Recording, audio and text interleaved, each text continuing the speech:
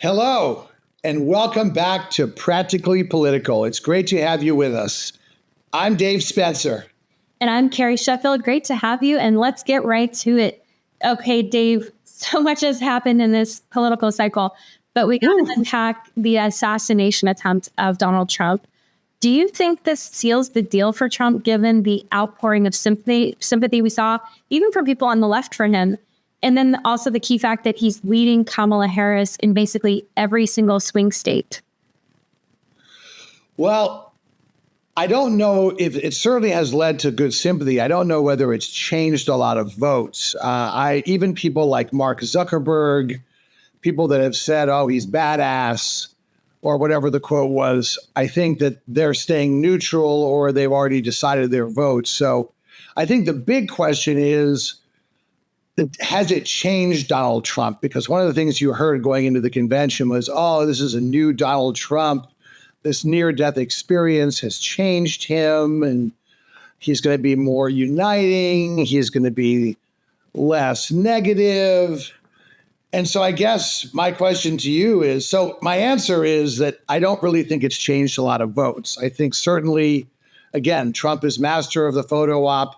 Certainly the thumbs up with the blood-covered ear was great. I think it was, again, a total dereliction of duty by the Secret Service, because if there'd been a really well-trained team, they could have taken another shot at him.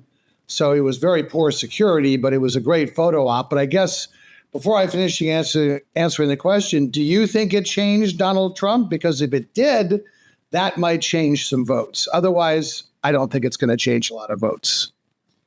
Well, what I thought was different than how he's responded to other attacks on him was, instead of ratcheting it up, he didn't use it as an excuse to attack.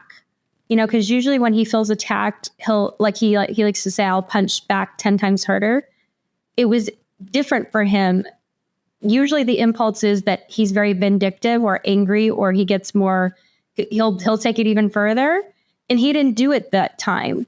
And that's what I thought was different for him. And that's why it was interesting, because after the assassination attempt, the governor of Utah, Spencer Cox, who's not really a Trump fan, he wrote a letter of endorsement, and he said, "I'm going to endorse you because I saw how you responded in a way that was unifying." So I thought, to me, he seemed changed in that his impulse was to not lash out at, not only because he didn't blame, he didn't really exploit it to say that, oh, the radical left caused this. I didn't really see that. He didn't say, I was almost killed because the radical left is insane. He didn't say that. And so to me, it seemed different.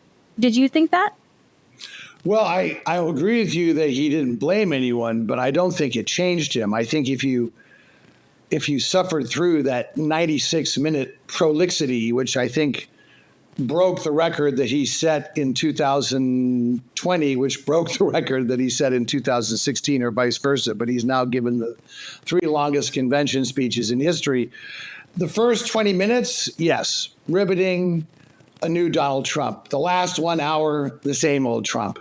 And the day or two after that, he was back to saying that, Joe Biden is the stupidest president ever, and all this. Because you have to remember, with Donald Trump, everything is either reflection or projection, and he's very insecure about his own mediocre intelligence. So the thing that was always said around the White House is the worst thing anyone could ever do is comment on how smart someone else is around Trump. It drives him crazy. So I don't think it's changed him. A leopard doesn't change his spots.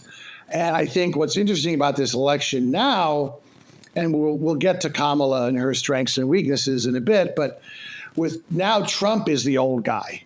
Now Trump is the oldest candidate ever to run, older than Reagan was on his last day.